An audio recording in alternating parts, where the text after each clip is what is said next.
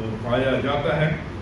निर्गमन की पुस्तक उसका 16वां अध्याय और उसके 1 पद से 8 पद तक, book of exodus chapter 16 versus 1 to 8। पिछले कई सप्ताहों से, महीनों से हम इस बात को देख रहे हैं कि जो परमेश्वर है उसकी योजना उसके लोगों के लिए आगे बढ़ाने की है, अपने लोगों को आशीषित करने की है, अपने लोगों को सुरक्षित आशीषित स्थान में पहुंचाने की है। ये परमेश्वर की योजना आरंभ से ही रही और परमेश्वर चाहता है कि उसके लोग खुशहाल रहें, संपन्न रहें। अब ये हेल्थ एंड प्रॉस्पेरिटी गॉस्पेल नहीं है, हेल्थ एंड वेल्थ गॉस्पेल नहीं है। बहुत से लोग इसको मिसअंडरस्टैंड कर सकते हैं, लेकिन ये परमेश्वर की योजना अपने लोगों के लिए है। लेकिन उस योजना को हम विफल कर देते हैं बार बार पाप करने के द्वारा, बार बार परमेश्वर के विरुद्ध बलवा करने के द्वारा, बार बार परमेश्वर से हम बिखर जाते हैं, दूर हो जाते हैं। उसके द्वारा हम परमेश्वर की आशीष को प्राप्त नहीं करते हैं। लेकिन परमेश्वर की योजना हर एक व्यक्ति के लिए आगे बढ़ने की है, क्योंकि ये जो लोग हैं, इस्राएल लोग हैं, उनको परमेश्वर मिस्र देश से निकालकर कनान देश में प्रवेश कराना चाहता है। हमने इस संबंध में कई बातों को देखा। आज इस अध्याय में जो 16वां अध्याय है जिसको हम देखेंगे, यहाँ पर दो मुख्य विषय परमेश्वर हमारे सामने लेकर आता है, जिसको हमें अपने जीवन में देखना है और जिसके द्वारा हम इस बात को देखेंगे कि परमेश्वर हमारे लिए क्या करता है और परमेश्वर की योजना हमारे लिए क्या है। दो विषय जो यहाँ पर हम देखते हैं वो है कुड़कुड़ाहट और पूर्ति, ग्रम्बलिंग एंड प्रोविजन। लोगों की कुड़कुड़ाहट और परमेश्वर की पूर्ति। परमेश्वर हमेशा अपने लोगों की पूर्ति करता है, लेकिन जो उसके लोग हैं हमेशा कुड़कुड़ाते हैं। जो परमेश्वर के लोग हैं अधिकतर, और जो परमेश्वर पर भरोसा करते हैं, कई बार उनके जीवन में कुड़कुड़ाहट आती है और उस कुड़कुड़ाहट के कारण कई बार परमेश्वर की जो योजना है वो उनके जीवन में पूरी नहीं हो पाती है। और वो कहते हैं कि परमेश्वर तेरी योजना मेरे जीवन में क्यों पूरी नहीं हो पाई, क्यों तू इतना समय ले रहा है। लेकिन उसके पीछे जो एक कारण है, वो कारण है कुड़कुड़ाहट का कारण, ग्रम्बलिंग एंड प्रोविजन। परमेश्वर की पूर्ति और जो इस्राएली लोग हैं और जो हम लोग हैं, हमारी कुड़कुड़ाहट। अब ध्यान से सुने, एक किताब है बड़ी जबरदस्त, confronting the sins we tolerate. कई ऐसे पाप हैं जिनको हम टॉलरेट करते हैं, उनको कहते हैं रिस्पेक्टेबल सिंस, आदरणीय पाप। कई ऐसे पाप हैं जिनको हम टॉलरेट नहीं करते हैं, जिन पर हम कदम उठाते हैं और जिनके विषय में हम न्याय लेना चाहते हैं। कुछ पाप हैं जैसे मर्डर है, खून है, हत्या है, एडल्ट्री है, स्टीलिंग है, चोरी है, वायलेंस है, हिंसा है। ये जो पाप है इनको हम टॉलरेट नहीं करते हैं और हम कहते हैं ये जो पाप है ये भयंकर पाप है, इनको परमेश्वर माफ नहीं करता है और ना ही हम कलीसिया में इस प्रकार के पापों को हम आगे बढ़ावा देते हैं। लेकिन कुछ ऐसे पाप हैं जिन्हें हम रिस्पेक्टेबल सिंस कहते हैं, जिनको हम टॉलरेट करते हैं, आसानी से नजरअंदाज करते हैं। वह है जलन, ईर्ष्या, घमंड, झूठ, क्रोध, चिंता और इस लिस्ट में है कुड़कुड़ाहट। ये जो पाप हैं इनको हम टॉलरेट करते हैं, नजरअंदाज करते हैं और इनको हम कहते हैं रिस्पेक्टेबल सिंस। कोई बात नहीं। और जो किताब है इस बात को बताती है कि हम जो विश्वासी लोग हैं, हम जो मसीह लोग हैं, ये जो बड़े पाप जिनको हम बोलते हैं उनको तो हम टॉलरेट नहीं करते हैं, लेकिन जो ये पाप हैं इनको हम आसानी से नजरअंदाज करते हैं। साधारण मसीह भी आज ये पाप करते हैं, अच्छे मसीह भी आज ये पाप करते हैं। ये पाप है। कुड़कुड़ाहट is a sin, grumbling is a sin, कुड़कुड़ाहट एक पाप है जो साधारण मसीह भी आज करते हैं, और जो अच्छे मसीह हैं, विश्वासी लोग हैं, वो भी आज करते हैं, जिससे हम दूसरों में पसंद नहीं करते हैं, लेकिन जब हम करते हैं तो उसे सही मानते हैं। जब दूसरे लोग कुड़कुड़ाते हैं तो हम पसंद नहीं करते हैं, हम कहते हैं पाप है। लेकिन जब हम कुड़कुड़ाते हैं तो हम सोचते हैं कि ये सही है। अब कुड़कुड़ाहट और जो कुड़कुड़ाना है और जो ग्रम्बलिंग है, ये विलाप करना नहीं है। हम विलाप करते हैं, ग्रोनिंग कराते हैं, सहायता के लिए आहें भर भर के हम विलाप करते हैं, ग्रोथ करते हैं अपने मन में, और परमेश्वर से सहायता के लिए पुकारते हैं। हम निराश भी हो जाते हैं, डिसएग्रीमेंट भी हमारे अंदर होता है, और हम एक तरह से विलाप करते हैं, ग्रोन करते हैं, हम कराते हैं, आहें भर भर कर कराते हैं। प्रभु, इसके अलावा कुछ हो सकता है? ये ग्रोनिंग है। प्रभु, इसके अलावा जो अभी हो रहा है, क्या तू कुछ कर सकता है? ये विलाप, ये ग्रोनिंग है, ये सहायता के लिए प्रार्थना है। प्रभु कुछ कर, मुझे ये नहीं भाता है, मुझे पसंद नहीं है, लेकिन प्रभु तू कुछ कर। प्रभु, मैं अपनी पीड़ा को तेरे सम्मुख व्यक्त करता हूँ। बाइबल में इसके कई उदाहरण हैं। जब निराशा की चोट लगी, अपने पीड़ा को व्यक्त करते हैं, और दाऊद अपने भजन में बार बार अपनी पीड़ा को व्यक्त करता है। ग्रोनिंग, पीड़ा, दुख को व्यक्त करता है, सहायता के लिए प्रार्थना करता है, विलाप करता है। वो कुड़कुड़ाहट नहीं है, वो विलाप है, वो ग्रोनिंग है। आपको चोट लगी है, आपके अंदर दुख हुआ है, उस पीड़ा को परमेश्वर से व्यक्त कर। परमेश्वर तू कुछ कर सकता है, परमेश्वर का कुछ हल निकाल सकता है। परमेश्वर, मैं पीड़ा में हूं, क्या तू मेरी सहायता कर सकता है? बार बार जो दाऊद अपने भजन में वो ग्रोन करता है, विलाप करता है, सहायता के लिए मांग करता है। वो कुड़कुड़ाहट नहीं है। कुड़कुड़ाहट सहायता के लिए दीन जन की एक पुकार नहीं है कि एक दीन व्यक्ति दीनता के साथ सहायता के लिए पुकार रहा है। ये कुड़कुड़ाहट नहीं है, ये दुख में पीड़ा है, पीड़ा दुखमय है, और मैं पीड़ा से जा रहा हूं, लेकिन मैं परमेश्वर से कह रहा हूं, परमेश्वर मैं जानता हूं ये तेरी ओर से है, और मैं इसे लेने के लिए तैयार हूं। ये पीड़ित है, ये पीड़ा है, मैं इससे पीड़ित हूं, परेशान हूं, लेकिन मैं इसे लेने के लिए तैयार हूं। यह विलाप, यह ग्रोनिंग, यह सहायता की पुकार। परमेश्वर मेरी सहायता कर, ये जो पीड़ा मेरे जीवन में है। लेकिन कुड़कुड़ाहट कहता है, कुड़कुड़ाहट क्या कहता है? ये सचमुच में बहुत बुरा है, ये वास्तव में बहुत बुरा हुआ है, और मैं परमेश्वर उसके लोगों के विरुद्ध बलवा करूंगा। यह कुड़कुड़ाहट, परमेश्वर ये बहुत बुरा हुआ है, तुझे ऐसा नहीं करना चाहिए था, तू मेरे साथ ठीक नहीं कर रहा है, अब मैं तेरे लोगों के साथ तेरे विरुद्ध मैं बलवा करूंगा। That's the difference. यह डिफरेंस एक विलाप में, एक ग्रोनिंग में, एक सहायता की प्रार्थना के लिए, एक आहें भर भर के कराने के द्वारा परमेश्वर के सम्मुख आने की और परमेश्वर से कहने की कि परमेश्वर सहायता कर। दूसरा ये, परमेश्वर ये बहुत बुरा हुआ है, मैं तेरे विरुद्ध बलवा करूंगा। हम सब करते हैं, हम सब कुड़कुड़ाते हैं, ग्रम्बल करते हैं।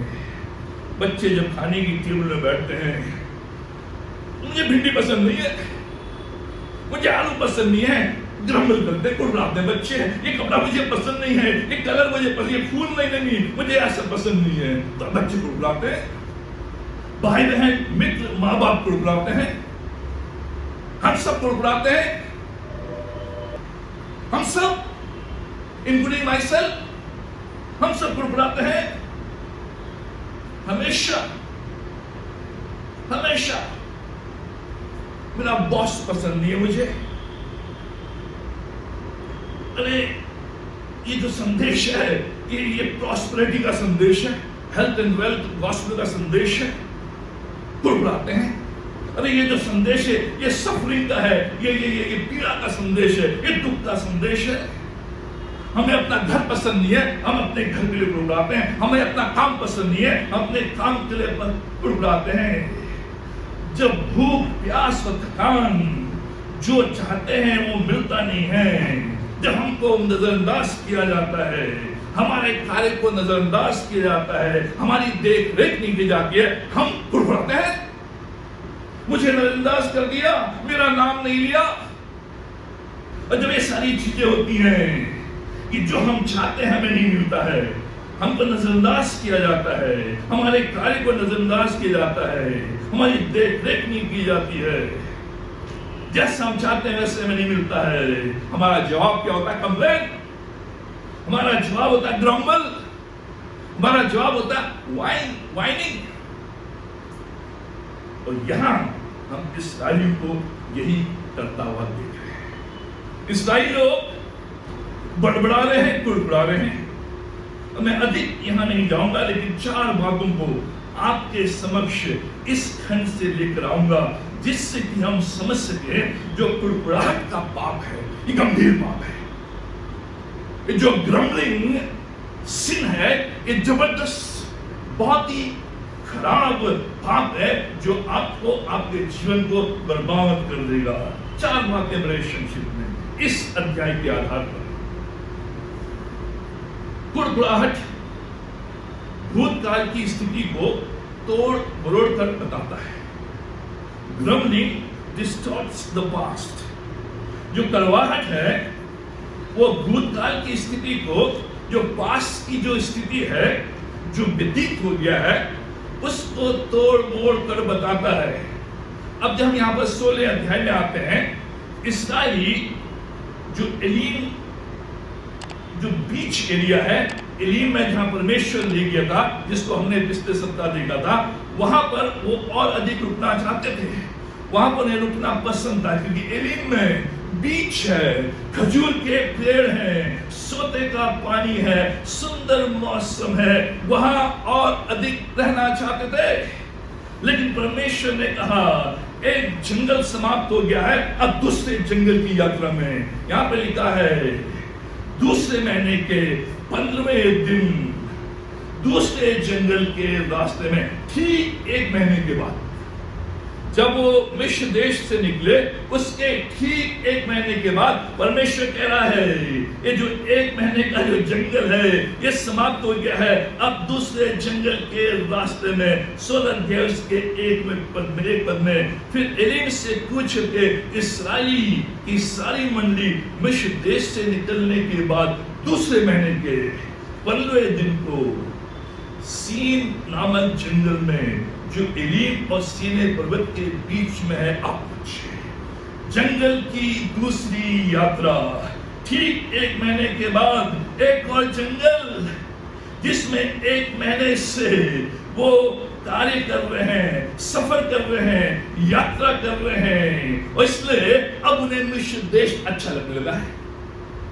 फिर से 1 महीने और जंगल में, उस 1 महीने की जंगल की यात्रा में, उस सीने जंगल की यात्रा में जब वो जा रहे हैं, तो उन्हें मिस्र देश अच्छा लग रहा है, उन्हें मिस्र देश स्मरण आ रहा है। और वो क्या कह रहे हैं? 3रे पद में इस्राएली लोग उनसे कहने लगे, जब हम मिस्र देश में मांस की हड्डियों के पास बैठकर मनमाना भोजन करते थे, तब यदि हम यहोवा के हाथ से मार डाले जाते तो उत्तम था, पर तुम हमको इस जंगल में इसलिए निकाल ले आए हो कि इस सारे समाज को भूखो मार डालो। अब ध्यान सुने, यहां पर जैसे वो पहुंचे, खाने की समस्या, इससे पहले पानी की समस्या थी, परमेश्वर ने पानी की समस्या का समाधान किया। अब ये जब एलीम से, अब ये सीने जो जंगल के रास्ते में आ रहे हैं, यहाँ भोजन की समाप्ति हो गई है, भोजन उन्हें नहीं मिल रहा है, और इसलिए अब वो मिस्र देश को याद कर रहे हैं। परमेश्वर तो फिर से हमें जंगल के रास्ते में ले आया है, हम मिस्र देश में थे, हम हाटियों के पास बैठकर मनमाना भोजन करते थे, हम मीट भूनते थे और मीट खाते थे। अगर हम वही मार दिए जाते तो हमारे लिए उत्तम था, लेकिन तू हमें इस जंगल में ले आया है जहां हमें तू भूख से मारना चाहता है।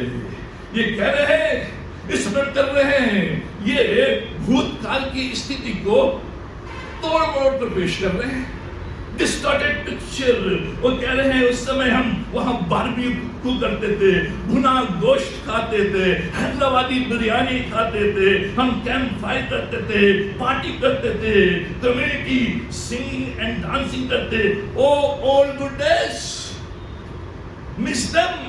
परमेश्वर और जितने भी हम लोग थे सारे उस आग के पास बैठकर कैंप फायर करते थे, भुना हुआ गोश्त खाते थे, कैंप फायर करते थे, बारबेक्यू करते थे। ये सारी चीजें वो बोल रहे हैं, हम उन पुराने दिनों को मिस करते हैं। खाने के लिए मीट था जरूर वहां पर, लेकिन उनकी रात, उनकी धुन फर्क थी, जिसको वो यहाँ पे व्यक्त कर रहे हैं। यहां पे इस प्रकार से व्यक्त कर रहे हैं कि वो खुश थे, खुशहाल थे, संपन्न थे, आनंद में थे। वो इस रात को यहाँ पर प्रस्तुत कर रहे हैं, लेकिन वास्तविक रूप में मीट तो खा रहे थे, लेकिन उनकी रात को धुन फर्क थी।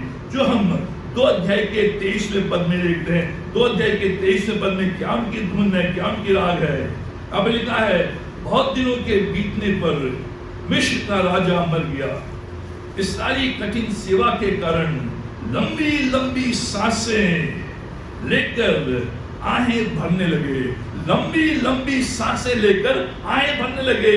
उनकी रात फर्क थी, वहां पर उनकी धुन फर्क थी, और पुकार उठे। उनकी दुहाई जो कठिन सेवा के कारण हुई थी, परमेश्वर तक पहुंची। जो यहाँ पर वो व्यक्त कर रहे हैं कि हम तो वहां खुश थे, हम तो डांस करते थे, हम तो गीत गाते थे, हम भोजन करते थे, लेकिन वास्तविक रूप में उनकी उस समय जो स्थिति थी वो ठीक थी। वो आहें भर भर कर परमेश्वर को पुकार रहे हैं, दुख और पीड़ा के साथ परमेश्वर को पुकार रहे हैं। परमेश्वर, हम दासत्व में हैं, हम मीट तो खा रहे हैं, लेकिन बेचैनी अंदर है। हम अच्छे रूप में खाना पीना तो कर रहे हैं, लेकिन खुशी नहीं है, दासत्व में है। Groaning and crying for help. उस समय कह रहे थे, we are miserable, we are slave. कुड़कुड़ाहट भूतकाल पर आधारित होता है और भूतकाल को तोड़ मरोड़ कर प्रस्तुत करता है। इसलिए 30वें पद में कह रहे हैं, काश हम वहीं मर जाते, कम से कम खाते पीते तो मरते, यहां भूख के साथ मर रहे हैं। जब हम ये पढ़ते हैं ये 30वां पद, तो समझ में नहीं आता है कि हंसे या रोए, क्योंकि ये पास को तोड़ मोड़ को बता रहे हैं। ऐसा बता रहे हैं कि जब मिस्र देश में थे, ये आनंद के साथ थे, ये खुशी के साथ थे, ये संपन्न थे, इन्हें कोई दुख और पीड़ा नहीं थी, जिस प्रकार से वो यहाँ पर बता रहे हैं। लेकिन वास्तविक रूप में वो मिस्र देश में खुश नहीं थे। उन्होंने सारे चमत्कार देखे, परमेश्वर के विश्वासयोग्यता को देखा, परमेश्वर के हाथ को देखा। 3 दिन की जंगल की यात्रा के बाद जो कड़वा पानी था, परमेश्वर ने उसको मीठा कर दिया। एलीम में वो कैंपिंग कर रहे हैं, वेकेशन कर रहे हैं कुछ सप्ताह के लिए, फिर जंगल की यात्रा। अब भूख, तो कह रहे हैं, काश हम मर जाते। परमेश्वर हमारी देखरेख नहीं कर रहा है, परमेश्वर हमारी चिंता नहीं कर रहा है, परमेश्वर हमसे प्रेम नहीं करता है, परमेश्वर हमारी सुधि नहीं देता। काश हम वहीं दास बनकर रहते, मिस्र में ही मर जाते। अब भूतकाल बढ़िया लग रहा है, अच्छा लग रहा है, स्वतंत्र लग रहा है और सुखमय लग रहा है। अक्सर हम पीछे जाना चाहते हैं। जब भी जंगल की यात्रा हमें जो भूतकाल है वो अच्छा दिखाई देता है, जबकि पीड़ा हमारे जीवन में हमें हमारा जो भूतकाल है वो अच्छा दिखाई देता है, वो आनंदमय दिखाई देता है, और हम सोचते हैं कि हमारा पास्ट जो था वो अच्छा है, हम वहीं चले जाएं। लेकिन हम ये स्मरण नहीं करते हैं कि हम कहां से निकल कर आए हैं, ये हम स्मरण नहीं करते। इस्राएलियों ने यह स्मरण नहीं किया कि परमेश्वर को कहां से निकाल कर लेकर आया है। हमें पास अच्छा लग रहा है, लेकिन वो भूल गए कि परमेश्वर उस पास में से, जिस हालत में हम थे, जिस अवस्था में हम थे, जिस पाप की दशा में हम थे, जिस गड्ढे में हम थे, जिस दुविधा में हम थे, परमेश्वर हमें वहां से निकाल कर लाया है। हम अक्सर जब पीड़ा, जब क्लेश, जब खारा पानी और स्टारवेशन हमारे सामने आते हैं, हमें भूतकाल अच्छा लगता है, हमारा पिछला जीवन हमें अच्छा लगता है, हमारी पिछली संगति हमें अच्छी लगती है, हमें पिछला जॉब अच्छा लगता है। हम कहते हैं काश हम वहां होते, लेकिन हम भूल जाते हैं कि परमेश्वर हमें कहां से निकाल कर लाया। हम जितने यहां बैठे हैं, हमारा पास्ट अच्छा नहीं था, हमारा भूतकाल अच्छा नहीं था। परमेश्वर हमें उस भूतकाल से, जो भूतकाल अच्छा नहीं था, जो पापमय दशा में था, जो गड्ढे में था, जो गिरने वाली दशा में था, फिसलने वाली जगह में था, वहां से परमेश्वर हमें निकाल के लाया। हमें पास्ट से सीखना तो है, लेकिन हमें पास्ट को गोल्डन एज नहीं बनाना है। हमें ये नहीं बनाना है कि मेरा जो पास्ट था वो बहुत अच्छा था। हमें स्मरण करने की कोशिश करनी है कि जो वास्तव में जो पास था, जो भूतकाल था, वो अच्छा नहीं था। पुराने जो अच्छे दिन ये कह रहे हैं, वो हमेशा अच्छे नहीं थे। ध्यान से सुनिए, अगर आप अभी हर चीज के लिए कुड़कुड़ाते हैं, हर चीज के लिए कुड़कुड़ाते हैं, तो ऐसा संभव है कि उस समय भी, अपने पिछले जीवन में भी आप कुड़कुड़ाते थे। चाहे कॉलेज में थे, चाहे आप सिंगल थे, चाहे बच्चे थे या नहीं थे, पुराने जीवन में, पुरानी जॉब में, पुराने दासत्व में, वहां भी कुड़कुड़ाते थे। हम पहले अच्छे थे ये हम कहते हैं, लेकिन वास्तविक रूप में पहले का जीवन अच्छा नहीं था, पहले की परिस्थितियां अच्छी नहीं थी। लेकिन प्रभु में आने के बाद बुरे दिन बदल जाते हैं, बुरा जीवन बदल जाता है। प्रभु में आने के बाद जो हमारा बुरा जीवन था, जो बुरा जीवन था, वो बुरा जीवन नहीं रहता है। कठिन हो सकता है हमारा जीवन, अब हम जो प्रभु में आ गए हैं, कठिन हो सकता है, लेकिन बुरा नहीं हो सकता है। हमारे अभी जो दिन है वो कठिन हो सकते हैं, लेकिन बुरे नहीं हो सकते हैं। हमारा जो अभी समय है वो कठिन हो सकता है, लेकिन बुरा नहीं हो सकता। ये लोग कह रहे हैं कि जो अभी समय है, जो अभी कार्य है, जो अभी जीवन है, परमेश्वर तूने इसे बुरा बना दिया है। मेरा पास्ट अच्छा था।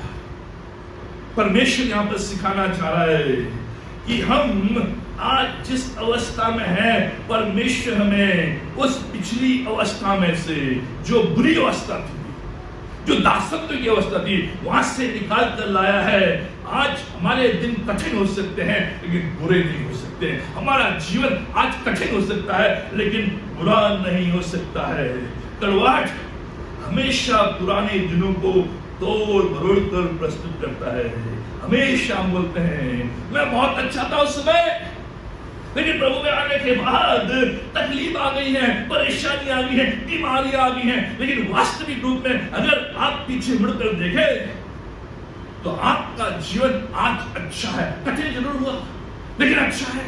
और इस्राएल लोग जो पुराना जीवन है, जो पास का जीवन है, उसको तोड़ मरोड़ कर प्रस्तुत कर रहे हैं, और हम हमेशा ही करते हैं।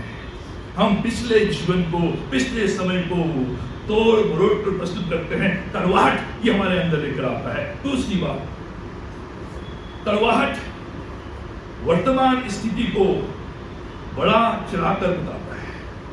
कड़वाहट वर्तमान स्थिति को बड़ा चढ़ाकर बताता है। Grumbling exaggerates the present। तीसरा पद जो बी भाग है, तीसरा पद यहां पे लिखा है, पर तुम हमको इस जंगल में इसलिए निकाल ले आए हो कि इस सारे समाज को भूखों मार डालो।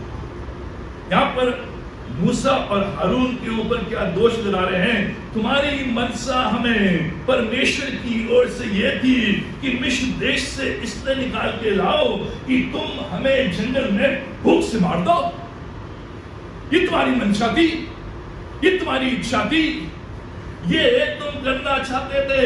ये पहली बार उन्होंने नहीं कहा, बार बार ये कहते हैं। बाज जैसी किस बंदे भी यही कहते हैं कि तुम हमें इसलिए ले आए कि तुम्हें मार डालो। आप सोचते होंगे कि आपके पास जो कुछ है उसे संभालने में कठिनाई हो रही है, चाहे आपका बिजनेस हो, चाहे आपका परिवार हो, चाहे आपका जॉब हो, चाहे आपकी पढ़ाई हो। आप सोच रहे हो कि इसको हैंडल करना बड़ा कठिन है, लेकिन इस्राएलियों से अधिक कठिन नहीं है। इस्राएलियों के जितना कठिन नहीं है। मूसा उनको छुड़ाने आया और पहली बात मूसा से कहते हैं, मूसा तू हमें मारने के लिए इस जंगल में लेकर आया। अब उसने उन्हें छुड़ा लिया है परमेश्वर की सामर्थ से, तो अभी भी वही वो मूसा से कह रहे हैं, तू हमें भूखों मारने लाया है। इससे पहले वाले अध्याय में वो मूसा हारून से कहते हैं, तू हमें प्यास से मारने के लिए लाया है। अब वो कह रहे हैं कि हमें भूख से मारने के लिए लाया है। ये कौन सी चाल है मूसा? हमें मारने की तू योजना बना रहा है। वर्तमान को बढ़ा चढ़ाकर एग्जैजरेशन, वे सोच रहे हैं कि वो मरने वाले हैं। वो सोच रहे हैं कि मूसा उन्हें मारने के लाया है। वो सोच रहे हैं कि उन्हें 1 घंटा और खड़ा नहीं मिलेगा तो मर जाएंगे, समाप्त हो जाएंगे। जब वो प्यासे थे उस समय भी वो यही कहते हैं कि मूसा तू हमें मारने के लिए लाया है। अब ध्यान से सुने, जब आप इसका अध्ययन करेंगे, वे भूख से नहीं मर रहे थे। भूख जो होती है स्टार्वेशन, भूख। आप अफ्रीकन देश में जाइए तो आपको मालूम चलेगा। मैंने अनुभव किया भूख क्या होती है। 1991 में मैं उड़ीसा गया था। 1991 में 22 दिन के लिए। उस समय वहां की हालत बहुत खराब थी। जंगलों में मैं गया था। तो सुबह आधी कप काली चाय और 1 रोटी में खाता था, और रात को पुआल में और पत्थर सिर में रखकर सोता था नीचे। मुझे तकिया चाहिए। 22 दिन तक। 22 दिन के बाद जब मैं रायपुर पहुंचा, होटल में गया, नहा धो के सबसे पहले मैं खाने के लिए गया। इतनी भूख मुझे लग रही थी, इतनी भूख कि जो मुझे मिल जाए मैं खा जाऊं, और मुझे मालूम नहीं मुझे क्या ऑर्डर करना है। मैंने रेस्टोरेंट से पिंकी को फोन किया, मेरे सामने ये है, मैं क्या ऑर्डर करूं, मुझे भूख लगी है। भूख। मैंने सोचा मर जाऊंगा।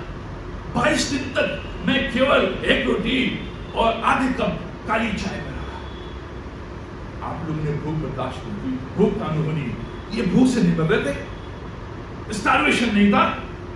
उनके पास पशु थे जिनसे वो दूध निकाल सकते थे और दूध निकाल लेते, दूध को पी सकते थे, दही बनाकर दही खा सकते थे, छाछ बनाकर छाछ पी सकते थे, और जो बकरियां थी उनको काट कर वो कोयले में भूनकर मांस खा सकते थे। उनके पास पशु थे, वो भूख से नहीं मर रहे थे।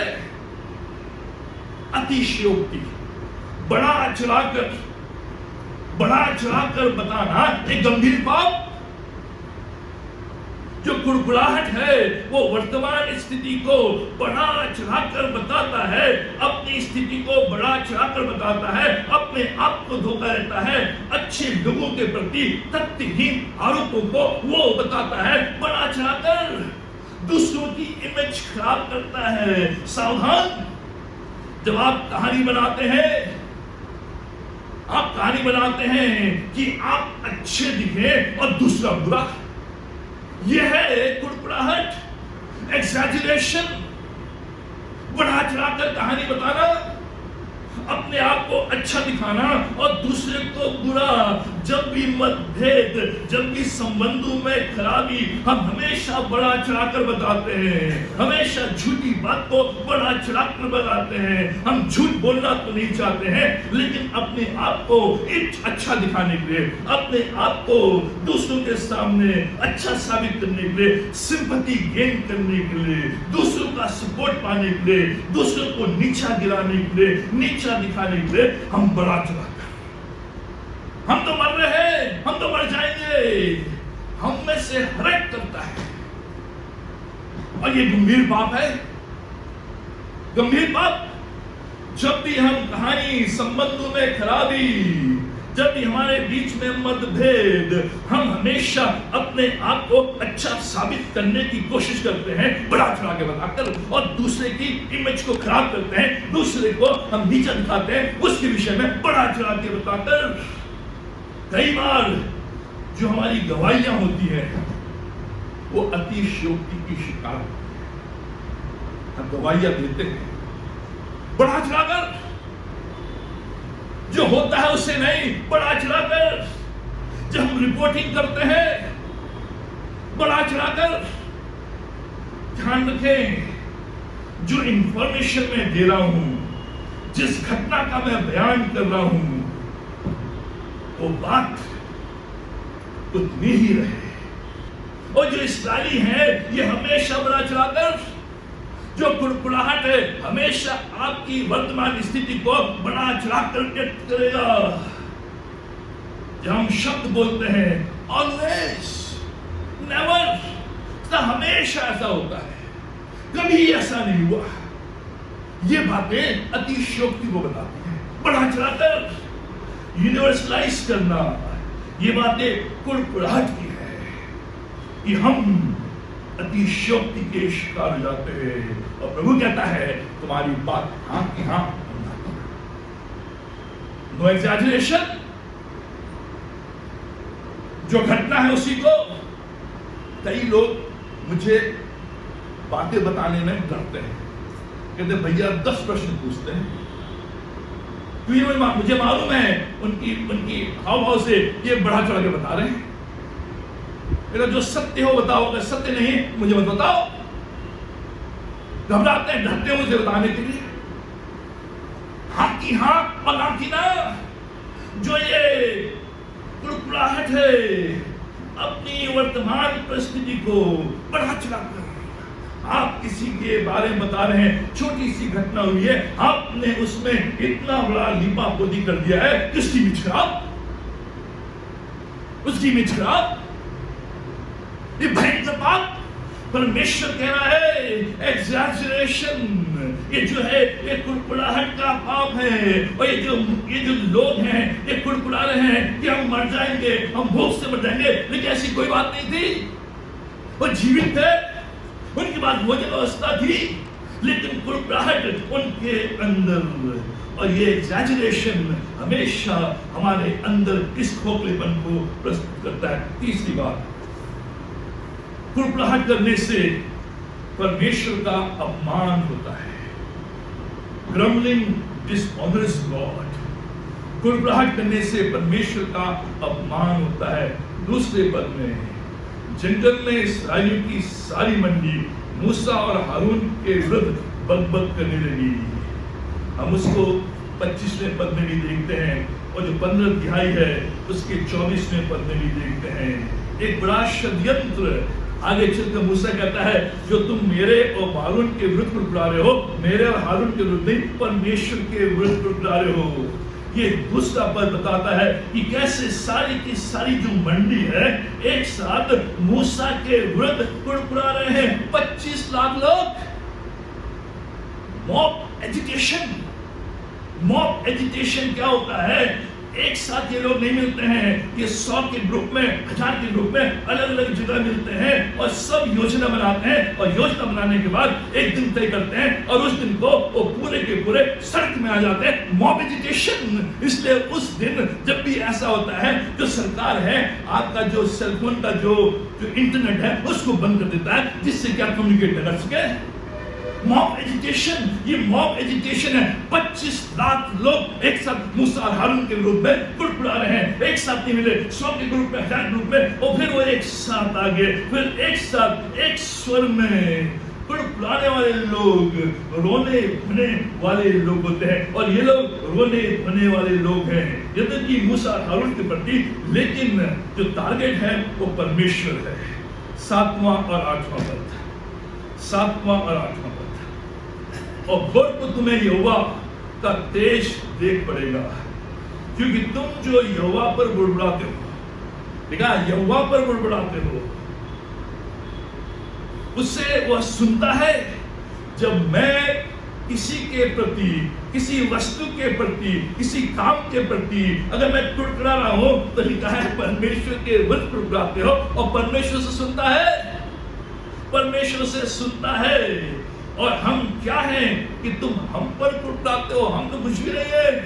फिर मूसा ने कहा यह तब होगा जब यहोवा सांझ को तुम्हें खाने के लिए मांस और भोज को रोटी मनमाने देगा, क्योंकि तुम जो उस पर बुड़बुड़ाते हो, उस पर बुड़बुड़ाते हैं, उससे वो सुनता है।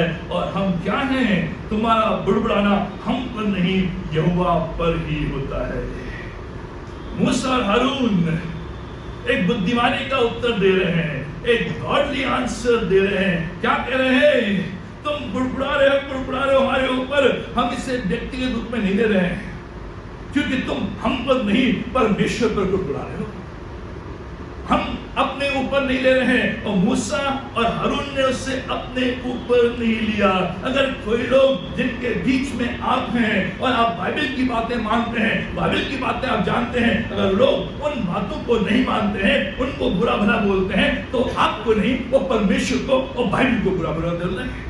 आपको नहीं, परमेश्वर को। मूसा और हारून की तरह हमें भी पर्सनलाइज नहीं करना है।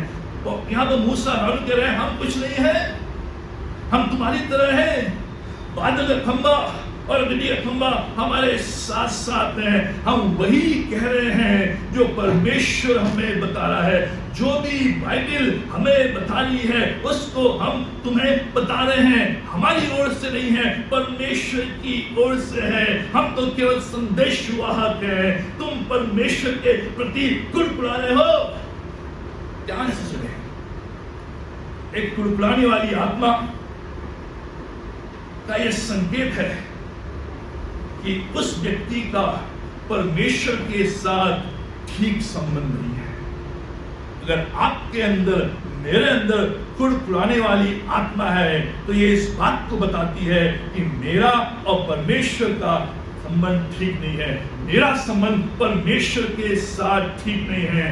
आप चाहे अपने पति के प्रति कुड़कुड़ाएं, अपने पत्नी के प्रति कुड़कुड़ाएं, अपने बच्चों के प्रति कुड़कुड़ाएं, माँ बाप के प्रति कुड़कुड़ाएं, पास्टर के प्रति कुड़कुड़ाएं, अपने बॉस के प्रति कुड़कुड़ाएं, अधिकारी के प्रति कुड़कुड़ाएं, चाहे आप कुछ भी करें, आप परमेश्वर से कह रहे हैं। और इस बात को बताता है कि आपके और परमेश्वर के बीच में संबंध ठीक नहीं है। कुड़कुड़ाने वाली आत्मा इस बात को बताती है कि मेरा संबंध परमेश्वर के साथ ठीक नहीं है। और यही बात इसराइलियों का जो संबंध है वो परमेश्वर के साथ नहीं है। आप परमेश्वर कह रहे हैं, आप परमेश्वर से कह रहे हैं परमेश्वर तू मेरी सुधि नहीं ले रहा है।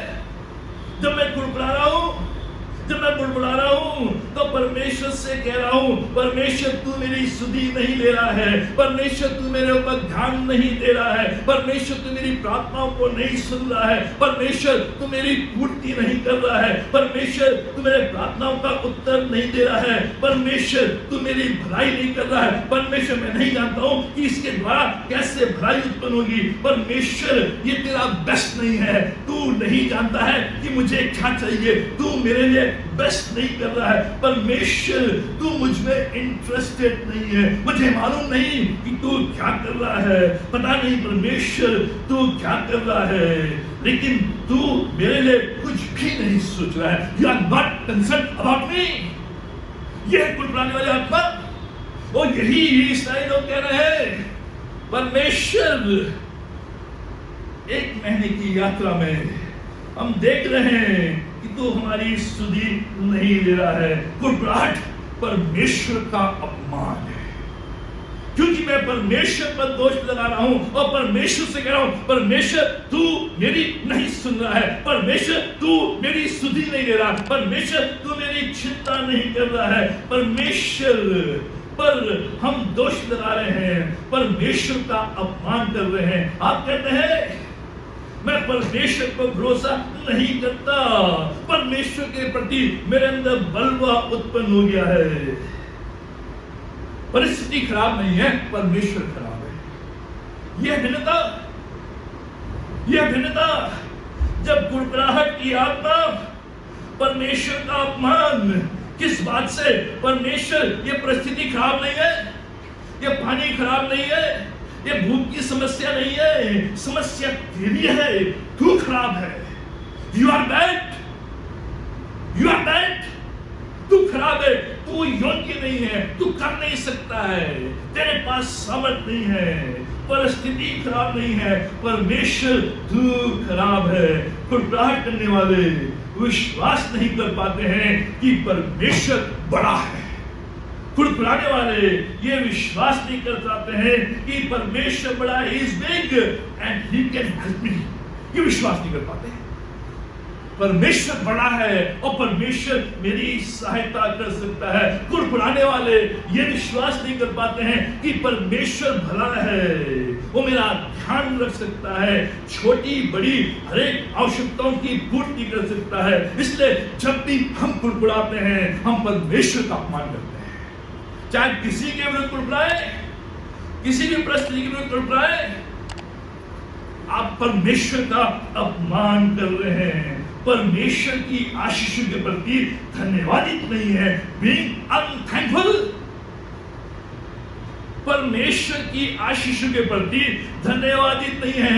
ये लोग कुछ ही दिन हुए हैं जो एलीम से निकल कर आए हैं, जहां उन्हें वेकेशन की, जहां उन्हें खजूर खाए, आनंद से रहे, वो धन्यवादित नहीं, अनथैंकफुल हार्ट। जब भी मेरे अंदर धन्यवादी हृदय नहीं, मेरे अंदर कुड़कुड़ाहट की आत्मा, और जब भी मेरे अंदर कुड़कुड़ाहट की आत्मा, परमेश्वर का अपमान, और जब भी परमेश्वर का अपमान, परमेश्वर उस पाप को माफ नहीं करता है। लिखा है सारे पाप तो माफ कर दिए जाएंगे, लेकिन जो पाप पवित्र आत्मा के विरोध में किया गया वो माफ नहीं, वो माफ नहीं। ये जो कुड़कुड़ाहट का पाप है, ये बहुत ही भयंकर पाप है। चौथी और अंतिम बात, केवल 5 मिनट में, परमेश्वर आपकी प्रत्येक आवश्यकताओं की पूर्ति करता है। इस कुड़कुड़ाहट के बीच में, इस बलवा के बीच में परमेश्वर का अनुग्रह, परमेश्वर की दया, परमेश्वर का प्रेम, परमेश्वर का स्वभाव अपने लोगों के प्रति, उन लोगों के प्रति जो उसके विरुद्ध में बलवा कर रहे हैं, जो उसके विरोध में खड़े हुए हैं, जो उससे कह रहे हैं हमारे लिए मिस्र देश अच्छा है, हमारे लिए फिरौन अच्छा है, हमारे लिए दासत्व अच्छा है, हमारे लिए पाप में जीवन अच्छा है, हमारे लिए मूर्ति पूजा अच्छा है, वो कह रहे हैं, उनके लिए परमेश्वर कह रहा है हर एक आवश्यकताओं की पूर्ति, परमेश्वर हर एक आवश्यकताओं की पूर्ति करता है। God provides. 12 पद और 15 पद, 12 पद में लिखा है, इस्राएलियों का बुड़बुड़ाना मैंने सुना है, परमेश्वर कह रहा है। उनसे कह दे, मूसा से कहता, उनसे कह दे कि गोधूली के समय तुम मांस खाओगे और भोर को तुम रोटी से तृप्त हो जाओगे, और तुम ये जान लोगे कि मैं परमेश्वर यहोवा हूं। 15वां पद, 15वें पद में लिखा है, यह देखकर इस्राएली जो न जानते थे कि क्या वस्तु है, वे आपस में कहने लगे ये तो मन्ना है। तो मूसा ने उनसे कहा ये वही भोजन वस्तु है जिसे यहोवा तुम्हें खाने के लिए देता है। परमेश्वर आपकी प्रत्येक आवश्यकताओं की पूर्ति करता है। मन्ना स्वर्गीय भोजन, शाम को मांस और सुबह रोटी, मीट और रोटी। ये बुड़बुड़ा रहे हैं, कुड़कुड़ा रहे हैं, लेकिन परमेश्वर अपने स्वभाव से नहीं करता है। कहता तुम मेरी प्रजा हो, मैं तुम्हें इस टेस्ट के दौरान, इस कंगाली के दौरान, इस अकाली के दौरान, इस भूख के दौरान सबसे उत्तम भोजन आकाश से तुम्हें बनाने की जरूरत नहीं है। तुम्हें गैस सिलेंडर लाने की जरूरत नहीं है, तुम्हें चूल्हा लाने की जरूरत नहीं है, तुम्हें मसाला लाने की जरूरत नहीं है, तुम्हें तेल लाने की जरूरत नहीं है। मैं बना बना पका पका स्विगी के द्वारा तुम्हारे पास भेजूंगा और तुम उससे रिसीव करना और उससे खाना। कुड़कुड़ाहट के बीच में पूर्ति का सिद्धांत कि परमेश्वर पूर्ति करने वाला परमेश्वर है। इस कुड़कुड़ाहट के बीच में हम कुड़कुड़ाते हो, हम बड़बड़ाते हो, लेकिन परमेश्वर कह रहा है मेरा दिल तुझसे लगा है। इस कुड़कुड़ाहट के बीच में मैं पूर्ति का सिद्धांत तेरे लिए करूंगा। क्या है पूर्ति का सिद्धांत जो परमेश्वर यहाँ पर इस मन्ना के द्वारा कर रहा है? जब तक मूसा ने नहीं कहा मन्ना नहीं आया, जब तक मूसा ने नहीं कहा मन्ना नहीं आया। 12वें पद में जब मूसा ने कहा तब मन्ना आकाश से आया। परमेश्वर कह रहा उनसे कहे, परमेश्वर अपने दासों के द्वारा पूर्ति करता है, परमेश्वर अपने अभिषिक्तों के द्वारा कार्य करता है, परमेश्वर अपने लोगों के द्वारा कार्य करता है, पूर्ति करता है, चमत्कार करता है, आश्चर्य करता है, लोगों की सहायता करता है। दूसरी बात इसी संबंध में 40 वर्षों तक किसी भी प्रकार से और किसी भी प्रकार के मौसम से बाधित नहीं हुआ।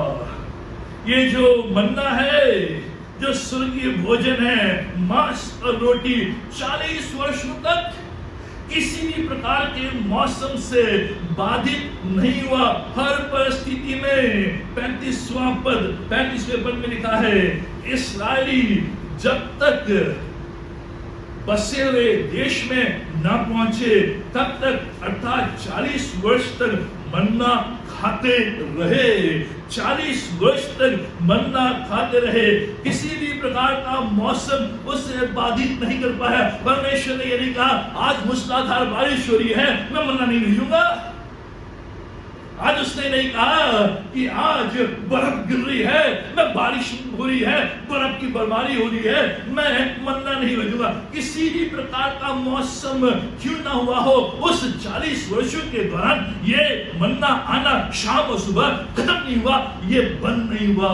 हर परिस्थिति में 24/7 उसकी विश्वासयोग्यता प्रति भोर और प्रति संध्या को 40 वर्षों तक प्रकट होती रही। यह परमेश्वर 40 वर्षों तक हर परिस्थिति में, कोरोना के दौरान, बुखार के दौरान, अकाल के दौरान, जॉब न होने के दौरान, परिस्थितियां बदलने के दौरान, ट्रांसफर होने के दौरान, कुछ भी क्यों ना हो रहा, परमेश्वर ने इन 40 वर्षों में किसी भी प्रकार से हमारी पूर्ति करना बंद नहीं किया।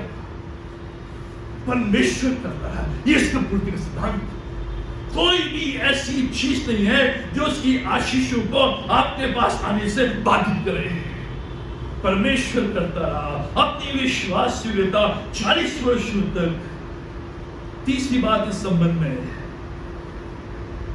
25 लाख लोगों की पूर्ति के लिए कभी भी कम नहीं पड़ा।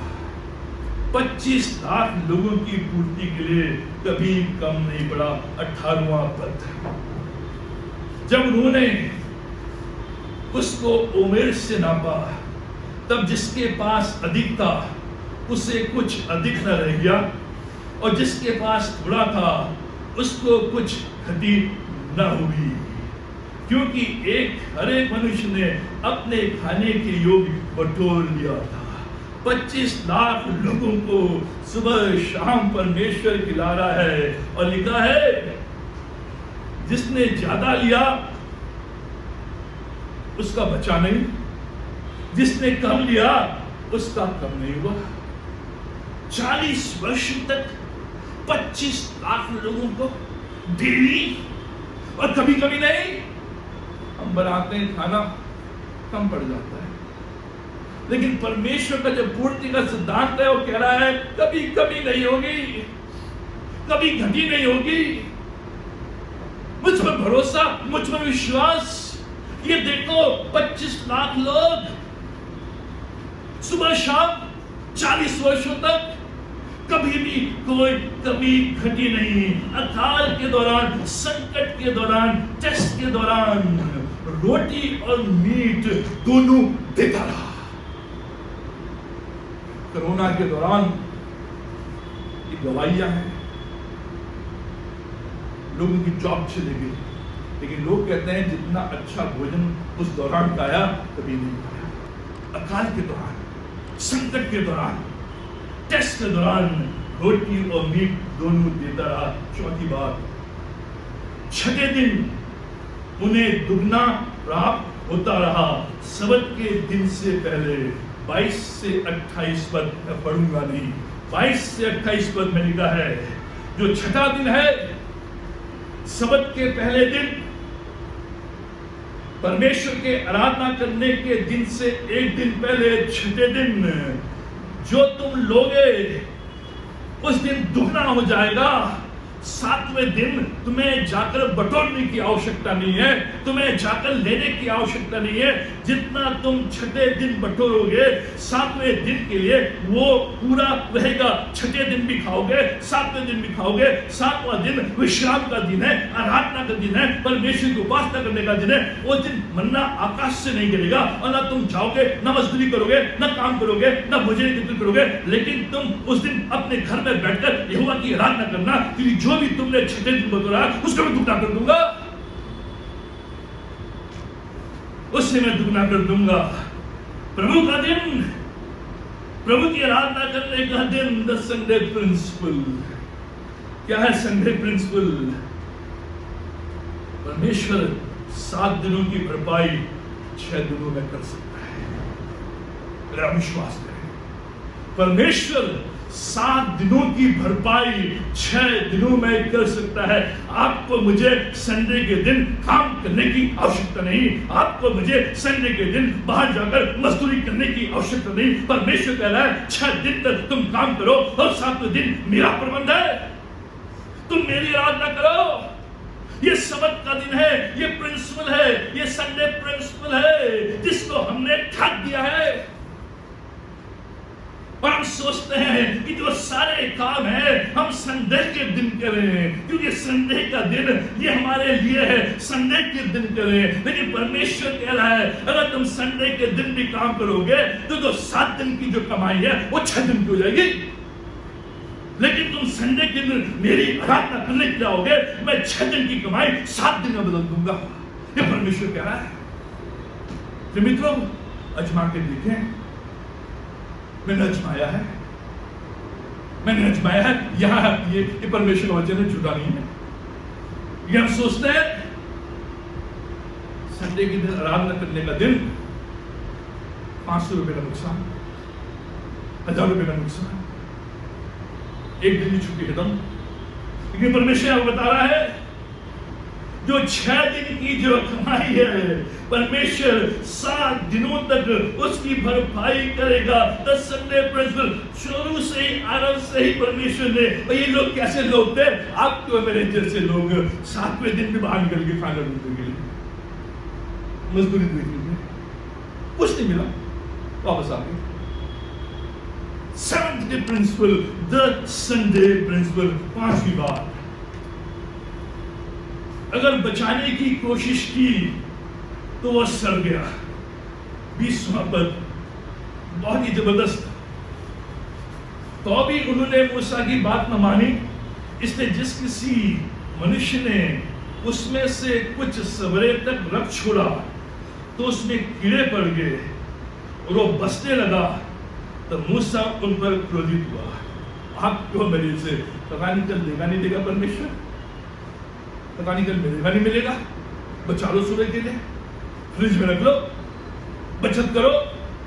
लेकिन क्या किया परमेश्वर करा, जिनने सुबह तक के लिए बचाया था उसमें कीड़े पड़ गए, सड़ गए, बाहर लगे, उन्हें फेंक दिया। परमेश्वर कह रहा मुझ पर भरोसा। यू हैव टू सेट, आपको बचत करनी है, आपको भविष्य के लिए सोचना है, लेकिन इसके साथ साथ परमेश्वर के ऊपर ज्यादा भरोसा। लोगों ने नोटों की गद्दी, दरवाजे के अंदर, चरपाई के नीचे, गद्दे के नीचे, गद्दे के खोल में, अलमारी में, सारे बेडरूम की जेब में खूब नोट बना कर जो सुबह उठते थे कहते थे, हे मेरी जान, खा पी और मौज कर। नोट ही नोट है, नोटबंदी, नोटबंदी, लोगों ने गंगा में बहा दिए। लोग कह रहे हैं सब 1 करोड़ है, 1 लाख में ले लो। परमेश्वर सिखाता है, परमेश्वर कह रहा है इन लोगों ने बचा कर रखा। प्रतिदिन की रोटी आज मुझे दे। प्रभु ने जो सिखाया, हे मेरे बाप जो तू आसमान पर है, प्रतिदिन की रोटी, कल की रोटी परसों प्रतिदिन, one step at a time, one step at a time. छठी बात, दूसरे देशों के लोगों के लिए ये उपलब्ध नहीं था। जो मन्ना था, जो स्वर्गीय भोजन था, परमेश्वर की ओर से दिया गया था, ये दूसरे देशों के लिए नहीं था। दूसरे देश के लोग भी आसपास रहते थे। 40 वर्षों तक इनने भिन्न भिन्न देशों को क्रॉस किया था। उनके गलियों में से, उनके रास्तों में से होकर के उनके बीच में छावनी की उनने। दिल्ली शहर में उनने छावनी की, और दिल्ली शहर में जब ये भोजन 2 दिन के लिए आसमान से आया तो केवल उन्हीं के लिए आया जो इस्राएली लोग हैं। आसपास के जो दिल्ली के लोग हैं उनके पास नहीं आया। ये दूसरे देशों के लिए उपलब्ध नहीं। जो स्वर्गीय रोटी है, जो स्वर्गीय विरासत है, जो स्वर्ग है, वो केवल उसके लोगों के लिए है। और जो स्वर्गीय विरासत है, प्रभु कह रहा है मैं जा रहा हूं तुम्हारे लिए घर तैयार करने के लिए, और जब घर तैयार हो जाएगा मैं तुम्हें लेने के लिए आऊंगा। उस स्वर्गीय विरासत में मैं तुम्हें प्रवेश कराऊंगा। ये औरों के लिए नहीं है, केवल उन लोगों के लिए जो मुझ पर विश्वास करते हैं, मुझ पर भरोसा करते हैं। दूसरे देशों के लिए नहीं, दूसरे लोगों के लिए नहीं, केवल उन लोगों के लिए जिसने प्रभु यीशु मसीह को अपने जीवन में उद्धारकर्ता के रूप में ग्रहण किया है। प्रभु यीशु मसीह की बीच चलते हैं, उस पर विश्वास करते हैं। स्वर्गीय रोटी उनके लिए है, स्वर्गीय विरासत उनके लिए है, स्वर्ग उनके लिए है, केवल उसके लोगों के लिए। 7वीं बात, जो मन्ना प्रभु की विश्वास योग्यता के स्मरण के लिए वाचा के संदूक में रखा गया, वह कभी सड़ा नहीं। क्या 32 से 34 तक है। जो भी मन्ना था, अगर आपने दूसरे दिन के लिए रखा वो सड़ गया। लेकिन मूसा ने कहा, जब परमेश्वर की ओर से इसे आज्ञा मिली, 32 पर ध्यान सुने। फिर मूसा ने कहा, यहोवा ने जो आज्ञा दी वो यह है कि इसमें से ओमेर भर, मुट्ठी भर अपने वंश की पीढ़ी पीढ़ी के लिए रख छोड़ो, जिससे वे जाने कि यहोवा हमको मिस्र देश से निकालकर जंगल में कैसे रोटी खिलाता था। तब मूसा ने हारून से कहा, एक पात्र लेकर उसमें ओमेर भर लेकर उसे यहोवा के आगे रख, कि वह तुम्हारी पीढ़ियों के लिए रखा रहे। जैसा आज्ञा यहोवा ने मूसा को दी थी, उसी के अनुसार हारून ने उसको साक्षी के संदूक के आगे, वाचा के संदूक के आगे रख दिया कि वो वहीं रखा रहे। आज भी वाचा के संदूक में ये मन्ना रखा हुआ है। ये नहीं सड़ा, ये नहीं सड़ा। परमेश्वर ने कहा, इस मन्ना में से थोड़ा सा लेकर इस बर्तन में रख, और इस बर्तन को इस मन्ना के साथ वाचा के संदूक में रख दे। वाचा का संदूक क्या है? जिसमें 10 पेटियां हैं जो परमेश्वर ने मूसा को दी थी। वो 10 पेटियां हैं, और उस वाचा के संदूक में क्या है? ये मन्ना है, यह है वाचा का संदूक।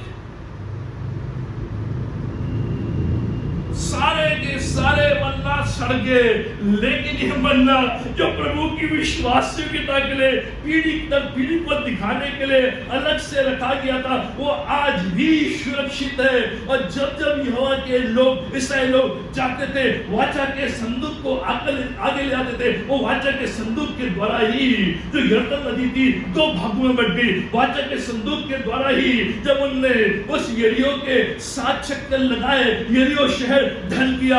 यह वाचा का संदूक जिसमें आज भी मन्ना रखा है। सारे मन्ना सड़ गए, लेकिन परमेश्वर ने अपनी विश्वासयोग्यता के लिए उसको रखा है। परमेश्वर ने जिस चीज को आपके जीवन में रखा है, वो चीज कभी सड़ेगी नहीं, वो चीज कभी सड़ेगी नहीं।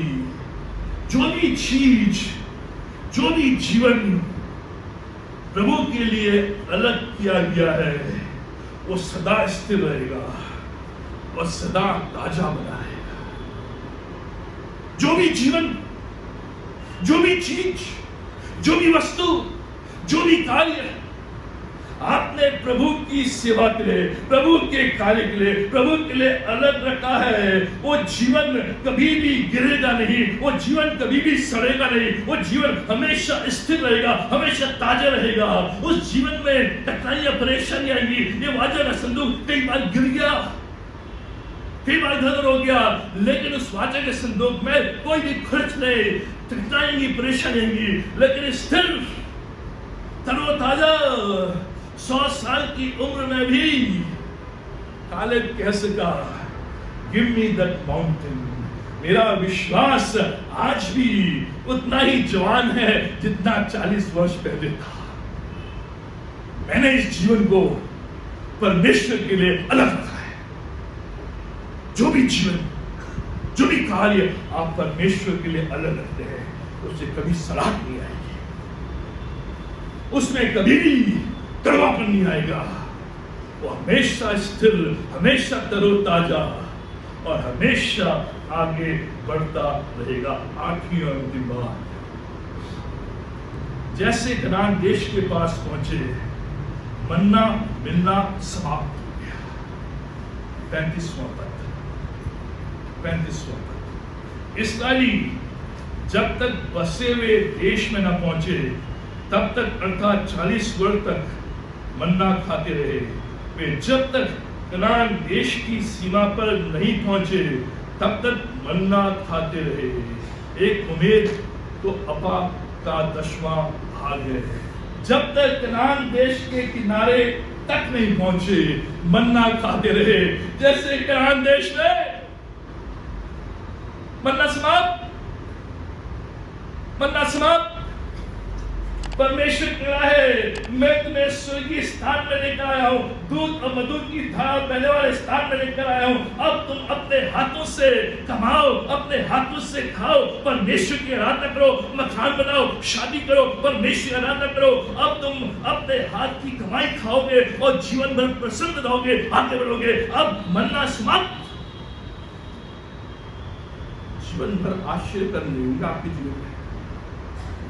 हम सोचते हैं जब भी कोई बीमारी आए, प्रभु तुरंत चंगाई कर दे। कुछ समय हो सकता है, लेकिन आप चाहें कि 40 वर्ष के बाद भी आप प्रभु को ऑर्डर दें, प्रभु ये कर, प्रभु करा है, मुझसे भरोसा रख। कनान देश में मैंने तेरे को तैयार की है, तेरे लिए आगे बढ़, आशीष दो। मन्ना समाप्त। परमेश्वर कह रहा है, मैं तुम्हारे साथ हूं, लेकिन तुम्हें अब आगे बढ़ना है। इसलिए यीशु मसीह ने कहा, मैं जीवन की रोटी हूं। I am the bread of life. जो कोई मेरे पास आएगा, वो न कभी भूखा होगा, न प्यासा होगा। कनान देश में प्रवेश, यीशु मसीह अब मेरा मालिक है, मेरा समर्थक है, मेरा रक्षक है, मेरा मददगार है। वो मेरी रोटी है, वो मेरा पानी है, वो मेरा जीवन है। अब मैं उसमें से खाऊंगा, उसमें से पीऊंगा और तृप्त होऊंगा। अगर मुझे मन्ना ना भी मिले, मुझे रोटी ना भी मिले, तो भी मेरा प्रभु मेरी रोटी है।